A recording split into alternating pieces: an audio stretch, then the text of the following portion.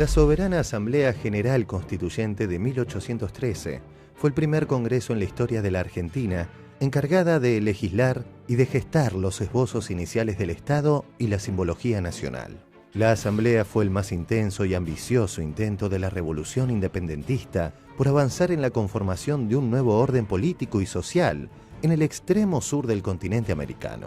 Fue también un espacio destinado a la articulación entre el ideario liberal y moderno, propio de las élites ilustradas, y aquellas ambiciones de transformación social que anidaban en lo más profundo de los sectores populares americanos. Aquel Congreso Bicentenario fue, además, el que le anunció al mundo que se levanta a la faz de la tierra una joven y gloriosa nación, la nación argentina.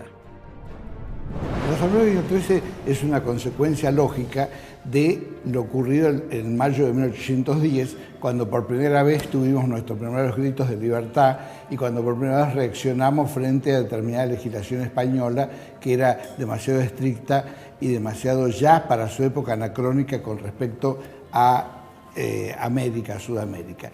Y la Asamblea de 1813 surgió apenas 3 años después. Y ya vamos a ver cómo plasmó una serie de medidas y una serie de inquietudes en legislación, muchas de las cuales hoy perdura y otras para su momento fueron muy novedosas, muy osadas. Podríamos decir que la Asamblea del año 13 es la concreción de los objetivos fundamentales de la Revolución de Mayo. Hay ahí toda una polémica, derivado que la vieja historia mitrista dice que la Revolución de Mayo es independentista. Y entonces los chicos preguntan por qué, si es independentista, se declara la independencia 6 años después, en 1816. En realidad la Revolución de Mayo es un movimiento sobre todo democrático, que no se plantea la inmediata ruptura con España. La Asamblea del año 13 es el primer congreso que se reúne en el territorio que hoy es Argentina, reuniendo a diputados de las provincias, incluyendo también diputados de lugares que hoy pertenecen a Bolivia y que hoy pertenecen a Uruguay.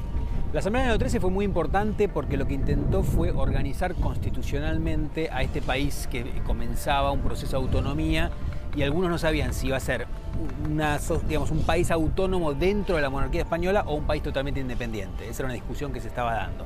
Lo que es cierto es que el grupo político que convoca a la Asamblea, que es la Logia Lautaro, quería la independencia absoluta, es decir, crear un país nuevo y hacer una constitución. En ambas cosas la Asamblea fracasó, porque no logró ninguna de las dos, y sin embargo fue el primer congreso que hubo en la historia argentina y también dio lugar a una serie de medidas que fueron muy importantes y que marcaron un quiebre muy fuerte con la sociedad previa, con la sociedad colonial, con lo cual la Asamblea es una marca fuerte en la historia de la Revolución de Independencia del Río de la Plata. Yo creo que la Asamblea del año 13 primero tuvo un alto valor simbólico y que fue el precedente de la Declaración de la Independencia de 1816. La Asamblea del año 13 además sirvió para marcar el rumbo a una dirigencia que no estaba muy decidida a plantear la independencia y que esa presión la ejercieron hombres como Artigas, como San Martín, como Belgrano, frente a otros que especulaban sobre cuál debía ser el futuro de las Provincias Unidas. Y creo que finalmente es la Asamblea del año 13 la que convoca al Congreso de Tucumán, saca la Asamblea de Buenos Aires y la traslada a Tucumán, que es donde finalmente se dicta la independencia. Y no es casual que la independencia se dicte en Tucumán y no en Buenos Aires, porque en Tucumán tenían más poder las provincias. El gran debate independentista también es por quién lleva adelante esa declaración de la independencia, ¿no? La Asamblea del año 13 tuvo 27 meses de funcionamiento, entre enero de 1813 y abril de 1815. Tanto su evolución como su desarrollo se vieron limitados por una serie de fenómenos nacionales e internacionales. En el plano nacional, La asamblea quedó atrapada en medio del conflicto ocasionado por la disímil interpretación que los actores rioplatenses hicieron del principio de la reversión de la soberanía, mientras que la élite dirigente en Buenos Aires interpretó que la soberanía debía recaer en un gobierno central. En el litoral primó el concepto de la soberanía particular de los pueblos, cuya traducción práctica fueron las propuestas confederales y federales del artiguismo y sus aliados. Este choque hermenéutico no concluyó en el plano teórico, sino que se tradujo en el surgimiento de la Guerra Civil a mediados de 1813. Todo este contexto, cambiante y confuso, aplacó el ímpetu transformador de la Asamblea, que fue languideciendo hasta su disolución definitiva. El 8 de octubre de 1812 es el momento en el cual cae el primer triunvirato. El primer triunvirato había resultado de las luchas entre morenistas y saavedristas que provocan el 5 de abril de 1811 el destierro de casi todos los morenistas. La gente de Saavedra controla el poder durante un tiempo y ya en septiembre de 1811 se produce la preponderancia sobre el triunvirato de algunos sectores vinculados al comercio británico que recién se ha instalado y que estarían representados fundamentalmente por Rivadavia y García. En 8 de octubre de 1812 vuelven los morenistas. Es decir, la Asamblea de 13 está estrechamente ligada a la reaparición de los morenistas que habían sido derrotados. Hablamos de Ascuénaga, de Larrea, fundamentalmente de Monteagudo, y San Martín, que es el que decide con la fuerza militar, junto con Alvear, la caída del primer triunvirato. Entonces, el segundo triunvirato, donde está Paso, está Rodríguez Peña, está Álvarez Jonte, que es hombre de San Martín, promueve la Asamblea del año 13. Bueno, cuando se elige a los diputados del año 13, se está en un periodo de pura experimentación política, es decir, no había reglas claras. Y uno de los grandes problemas de cualquier revolución es, bueno, rompemos con el pasado y ahora hay que crear reglas nuevas, ¿no? Es decir, una sociedad que había sido siempre monárquica y que en realidad había una representación local en cada ciudad, que era el cabildo, donde los vecinos más notables elegían a sus representantes, pero el resto de la sociedad no elegía a nadie. La idea de la revolución es, o la soberanía es del pueblo, y el pueblo elige representantes para gobernarse. Ahora, ¿cómo se eligen? Bueno, había una tensión, ¿no? Por un lado existía una práctica tradicional que era el cabildo abierto. En un cabildo abierto la gente iba y era lo que hoy llamaríamos democracia directa, como una asamblea de una fábrica, de una universidad. Se juntaban, votaban, hombres, ¿no? Las mujeres no participaban, levantaban la mano y era un hombre un voto, ¿sí? Entonces, por eso el 22 de mayo de 1810, que fue el famoso cabildo abierto, funcionó de esa manera y se elegía cuidadosamente quién iba para que no fuera cualquier persona de cualquier origen social, ¿no? Tratando de garantizar que fueran las personas de mayor respetabilidad social, de mayor poder. A partir de la revolución esto es más difícil de garantizar para los poderosos, con lo cual el cabildo abierto se convierte en una práctica a la cual puede ir cualquiera. Y eso algunos lo van a intentar evitar, en particular a través de lo que se llama el sistema representativo, es decir, elegir a un representante a través del cual el pueblo, justamente está representado, ¿no? Se puede expresar. Ahora, ¿cómo se elige esos representantes? Hubo una época de mucha experimentación, voto indirecto, voto directo. En general eran, los cabildos al principio los que elegían a quién iba a ser el diputado de su provincia en la capital, ¿sí? Digamos, no todos hicieron lo mismo, y lo cierto es que esto que se le dijo a los diputados orientales de que estaba viciada la elección se podría haber aplicado a muchos otros lugares también, ¿no?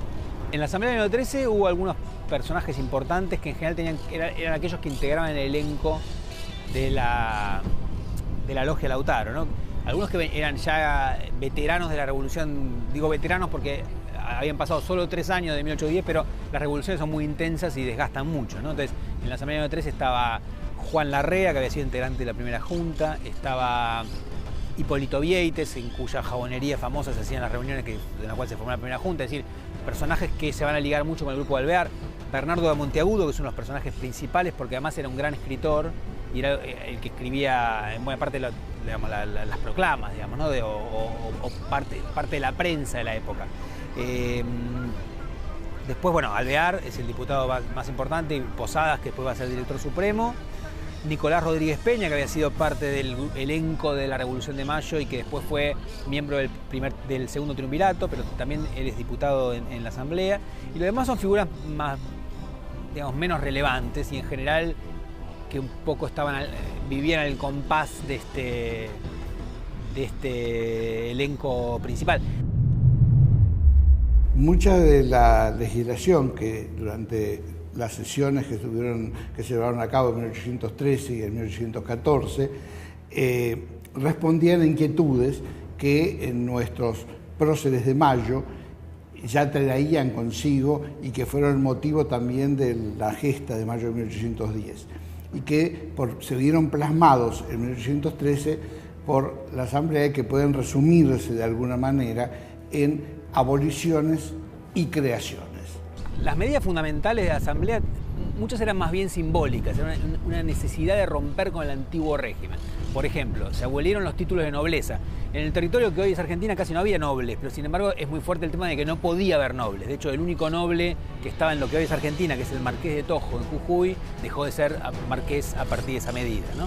También dejaron de existir los mayorazgos, es decir, la herencia del hijo mayor de una propiedad nobiliaria. Dejó de existir alguna serie de fueros, o sea, de derechos especiales que diferenciaban a la gente, buscando crear una sociedad, digamos, de iguales ante la ley.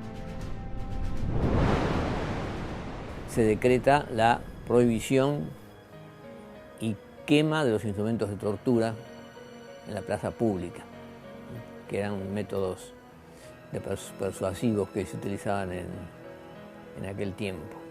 La Asamblea hay que entenderla y mirarla en este camino de la independencia, derechos humanos y esclavitud.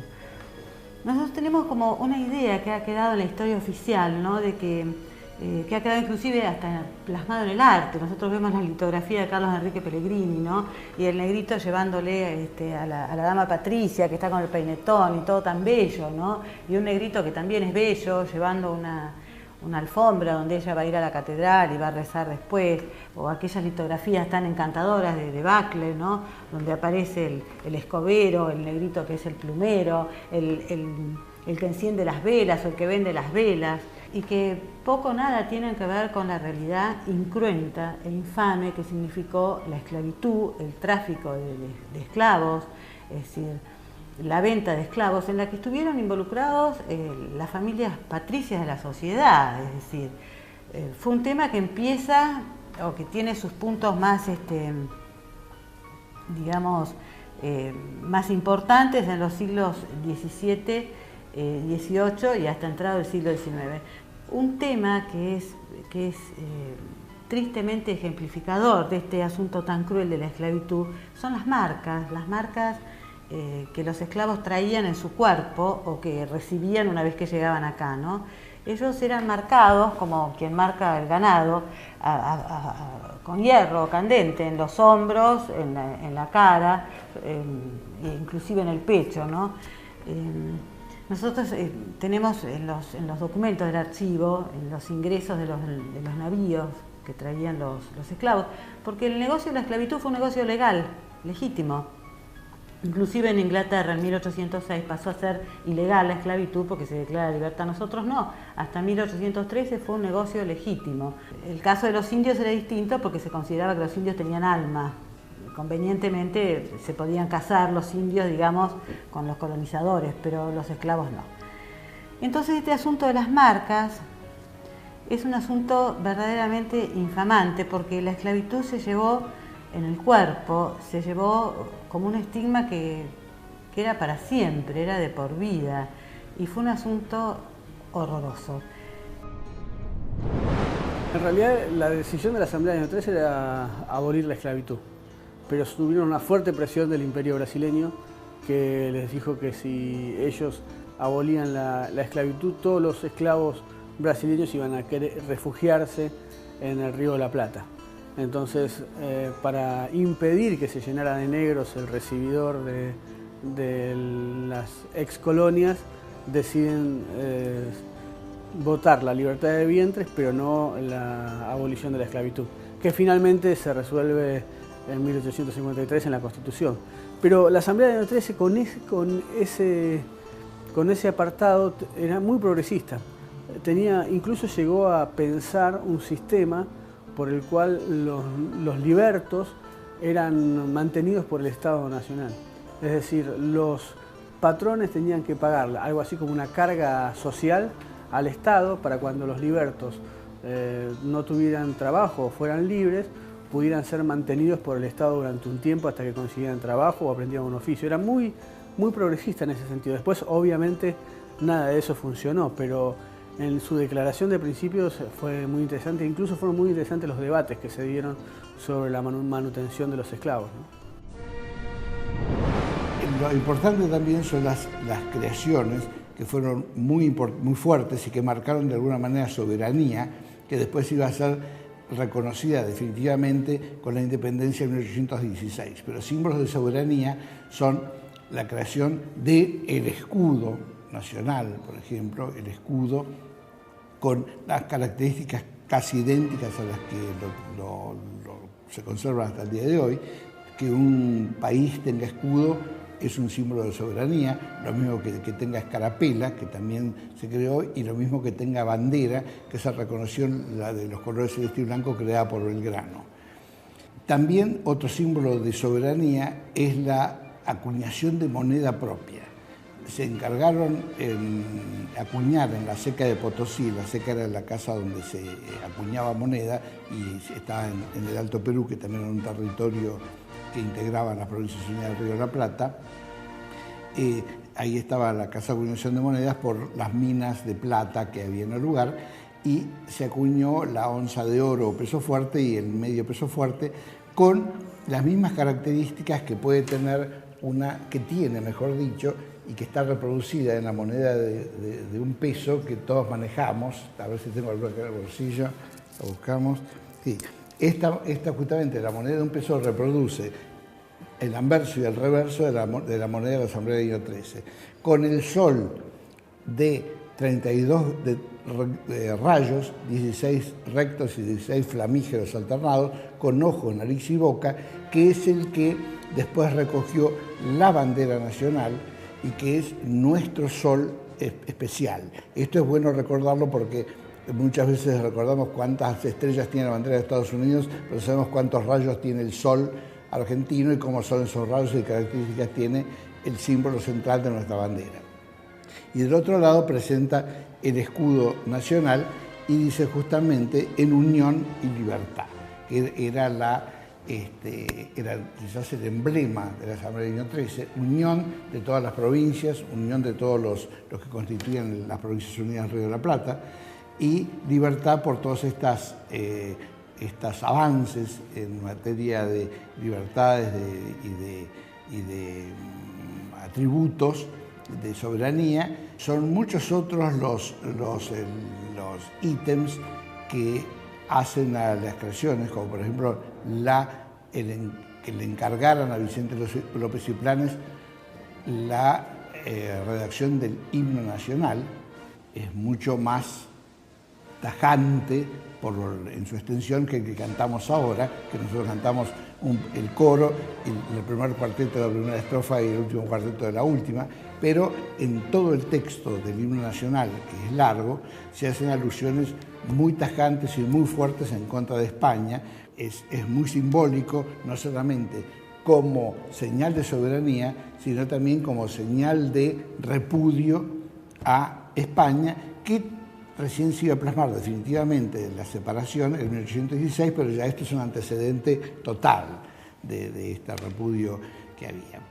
O sea que los símbolos patrios prácticamente todos, los que nosotros seguimos usando hasta el día de hoy, todos parten de la Asamblea de 1803. Para la creación de estos símbolos, para la abolición de todos estos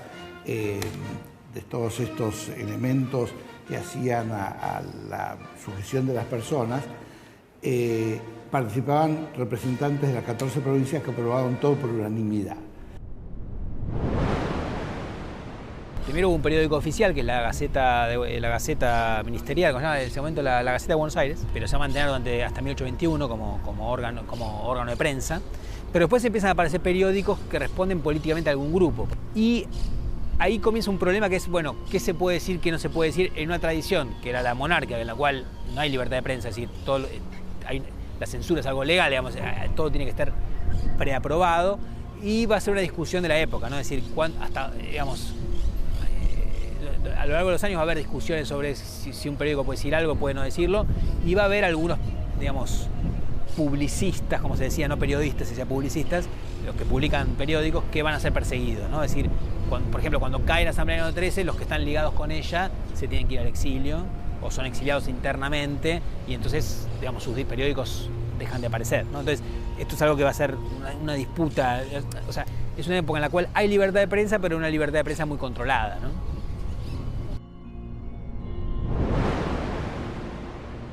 Podemos ver en la Asamblea del año 13 un cambio a dos niveles.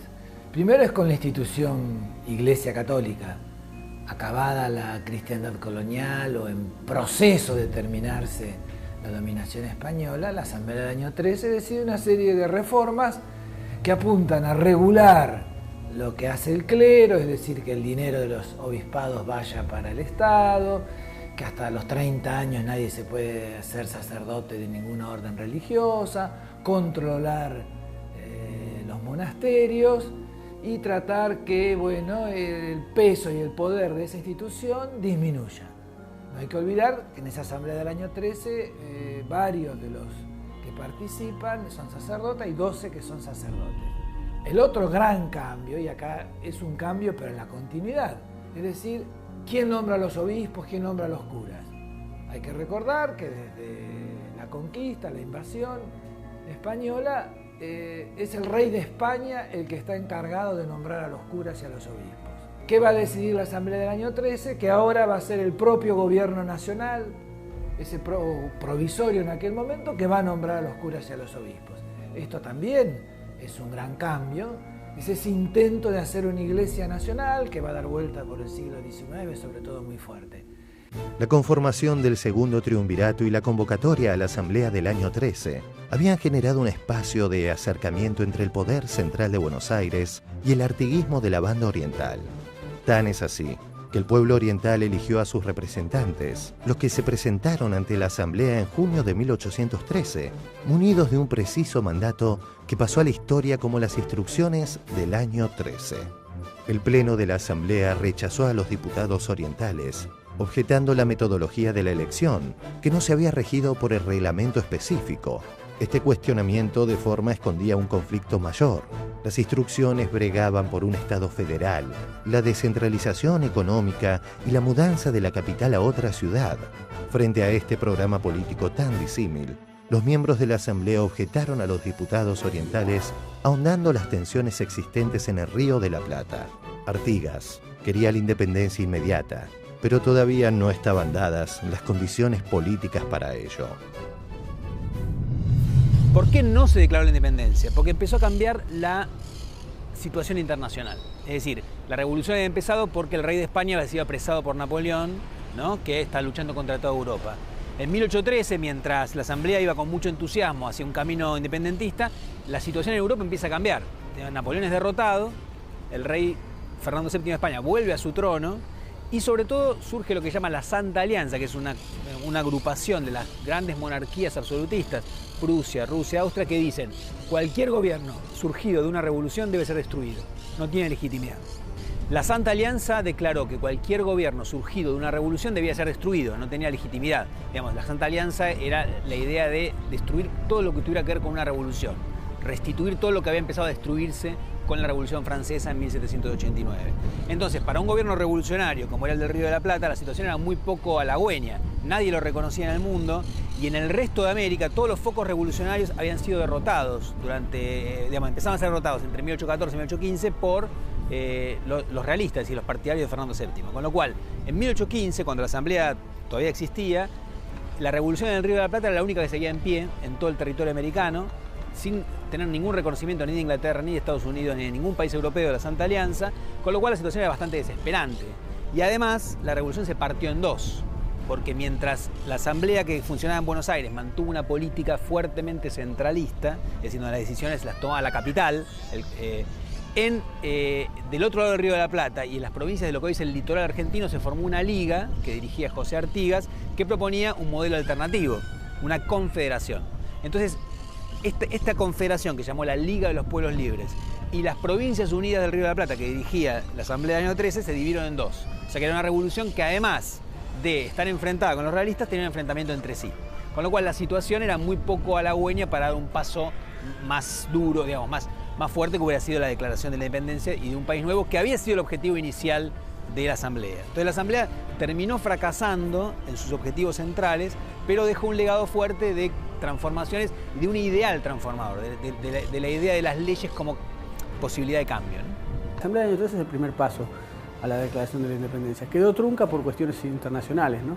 Por presiones internacionales y porque decidieron que era muy pronto hacer una manifestación como esa.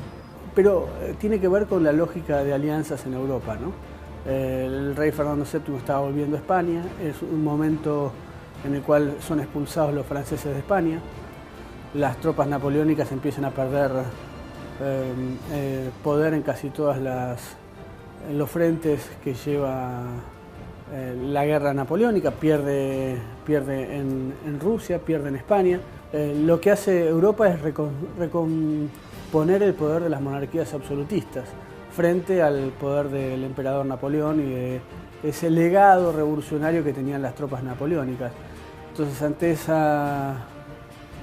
ese momento de impas por parte de las repúblicas europeas, los liberales americanos prefieren tener un poquito más de timidez a la hora de declarar la independencia. Los congresistas, porque había dos grandes personajes que estaban a favor de que, en realidad tres grandes personajes que estaban a favor de que se declarase la independencia sí o sí, que eran Manuel Belgrano, que estaba en el Ejército del Norte, combatiendo contra los realistas, José Gervasio Artigas en la banda oriental y José de San Martín en Buenos Aires, ¿no? Finalmente, la Asamblea del año 13 es una experiencia a mitad de camino.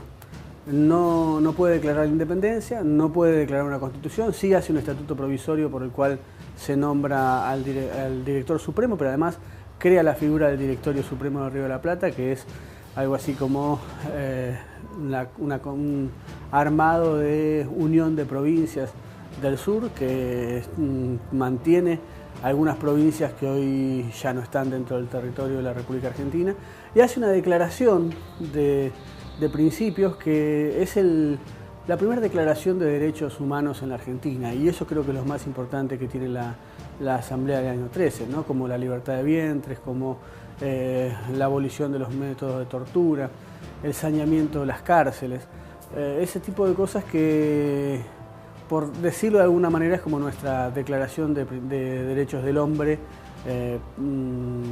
vernácula, ¿no? Criolla, a la criolla, ¿no? Es decir, uno tendría que pensar la Asamblea del año 13 significa algo así como la Declaración Universal de los Derechos del Hombre, pero en el territorio de las Provincias Unidas del Río de la Plata. Y el resultado de la Asamblea, justamente, analizándolo ahora después de 200 años, quizás tenemos una óptica mejor que la que se tenía en el momento, para darnos cuenta del rol protagónico que tuvo, el papel decisivo que tuvo en el cambio de mentalidad que se llevó a cabo en las Provincias Unidas del Río de la Plata, en lo que sería la Argentina, la nación argentina, que en su momento, porque nadie ve en el momento, a veces cuesta ver en el momento con perspectiva histórica, sobre todo cuando se hacen cambios tan trascendentes. Pero visto con perspectiva histórica, se nos acrecienta todavía más lo actuado por la Asamblea del año 13. Fueron evidentemente los primeros legisladores, porque si bien la Junta de Mayo pretendió ser federal, se enviaron justamente emisarios a distintos lugares, el general Belgrano, que no era un militar, partió primero a Corrientes, luego al noroeste, para llevar las ideas emancipadoras y conseguir la adhesión de los distintos pueblos. Pero la primera vez que la Asamblea que las provincias se ven representadas con personajes que cuando el peronismo los representan en forma directa es con la Asamblea del año 1813. De modo que es también el germen más concreto del federalismo que tuvo nuestro país. La soberana Asamblea General Constituyente del año 13 fue el primer congreso que funcionó en nuestra patria. Desplegó un programa político revolucionario e independentista, articuló idearios, mentalidades y deseos populares, legisló en materias diversas, como en temáticas de derechos humanos o en un marcado regalismo, creó la simbología básica y fundamental que sustenta la identidad de la nación argentina y fue capaz, durante los meses iniciales de 1813, de cabalgar hacia la utopía de un nuevo orden en el extremo sur del continente americano. Los conflictos internos, los cambios internacionales, las contradicciones propias de los hombres y de los procesos históricos terminaron por limitar el alcance de sus transformaciones hasta conducirla a su disolución en abril de 1815. Pese a todo, la Asamblea del año 13 perduró en el tiempo y el imaginario colectivo, y es por ello que, a 200 años de su instalación, recordamos a aquel Congreso, el que proclamó ante el mundo entero que se levanta a la faz de la tierra una joven y gloriosa nación, la nación argentina.